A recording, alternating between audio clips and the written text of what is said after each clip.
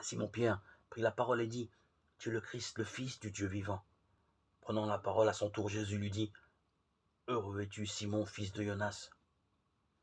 Ce n'est pas la chair et le sang qui t'ont révélé cela, mais mon Père qui est aux cieux. » Matthieu 16, 16, 17. Ce Jésus, qui est-il? La question n'a pas manqué d'être posée par beaucoup de ses contemporains.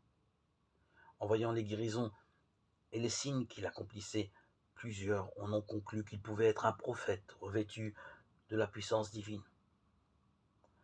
Mais la profession de foi de Simon-Pierre est d'un autre ordre. Elle n'est pas le fruit d'un raisonnement ni d'une déduction. Elle dépasse les capacités humaines. Jésus en dévoile l'origine.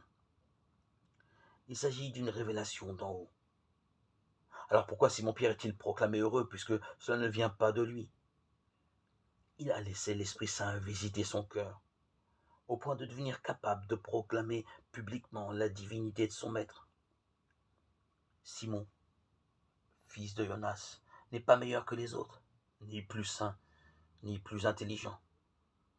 On sait comment la fragilité inhérente à la chair et au sang se manifestera en lui au moment de la passion. Mais Jésus, en lui donnant un nom nouveau, fait de lui un homme neuf, dont la vocation est de se tenir à l'écoute de l'Esprit pour guider et affermir ses frères dans la foi.